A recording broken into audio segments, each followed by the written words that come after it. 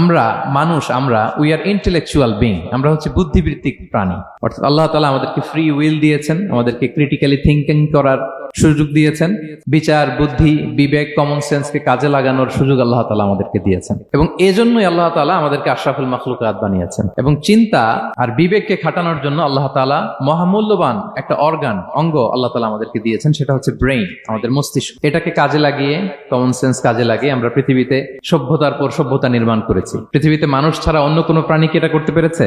এবং আপনি শুনলে অবাক হবেন, আমাদের এই যে ছোট্ট ব্রেইনটা, খুব বেশি না কিন্তু ওজন, একটা প্রাপ্তবয়স্ক মানুষের human brain on an average 3 pounds, মানে 1.5 কেজি। এই 1.5 কেজি ওজনের ব্রেইন দিয়ে আমরা পৃথিবীতে এই সভ্যতাগুলো বিনির্মাণ করেছি। আমাদের এই ব্রেইনের মেমোরি ক্যাপাসিটি, মেমোরি স্টোরেজ অনেক বেশি। বিজ্ঞানীরা গবেষণা করে ওনারা জানিয়েছেন যে আমাদের হিউম্যান ব্রেইনের মেমোরি হচ্ছে 2.5 পেটাবাইটস। আপনারা মেগাবাইটের নাম শুনেছেন, গিগাবাইটের নাম শুনেছেন, পেটাবাইট হয়তো অনেকে শুনেন না। পেটাবাইট আরো অনেক বেশি, অনেক বড়। তো 1 পেটাবাইটে হয় 1 মিলিয়ন গিগাবাইট। তার মানে আমার আর আপনার যে হিউম্যান ব্রেইন, এই ব্রেইনের ক্যাপাসিটি হচ্ছে 25 লক্ষ গিগাবাইট। সুবহানাল্লাহ, এত আসতে।